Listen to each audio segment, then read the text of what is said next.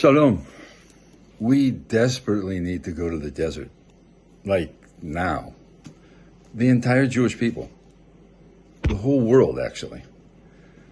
The desert, after all, is a giant classroom.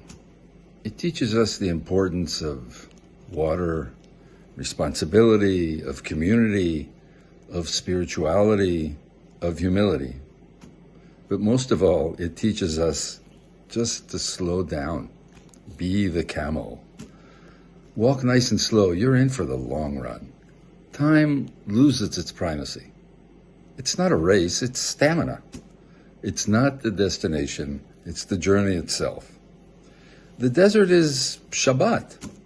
What Shabbat is in time, the desert is in space. It is a place where you can stop running, stop working, stop stressing. From here, you can look at your life from a different angle, contemplate it, decide on changes you want to make. When you're wearing desert sunglasses, your vision is so clear that you can fix things in your non-desert life. Because you don't go to the desert to live, you go to visit, so you can go back home and really live. In the desert, there are no distractions. Here you can focus.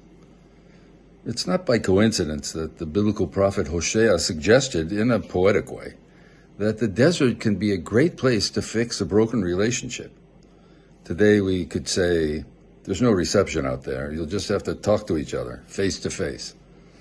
According to tradition, this is why the Torah was given to the Jewish people in the desert. No distractions. One midrash says, even birds were silent. When the Torah is being given, Hashem wants our undivided attention. Divine FaceTime. This is what we celebrate on Shavuot. It's a love story, not just a chance to wolf down some cheesecake. In today's Western world, we have such little patience. Book reading for enjoyment is declining. TLDR posts are much more common. News is most often disseminated in bite-sized sound bites.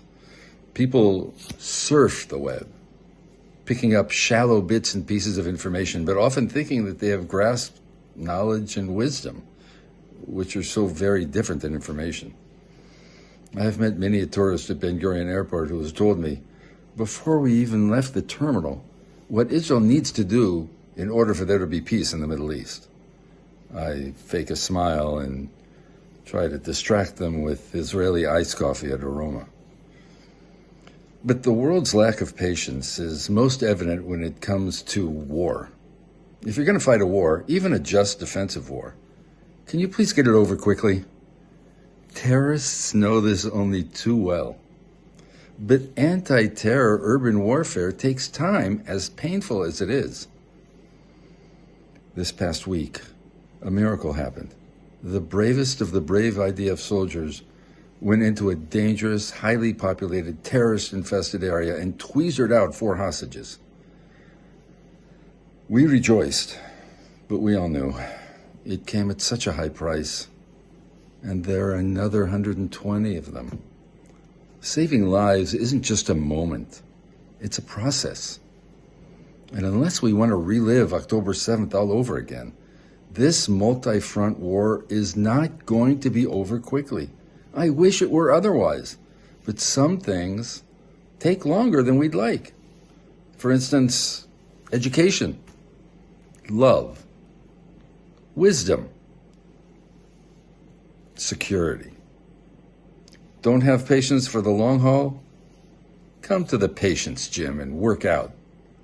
Even if you live in a big city, you can always access the desert, even if it's only going to Carolina in your mind.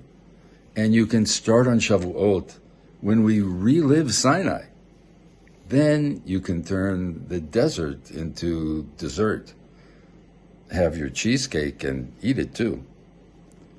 Chag Sameach.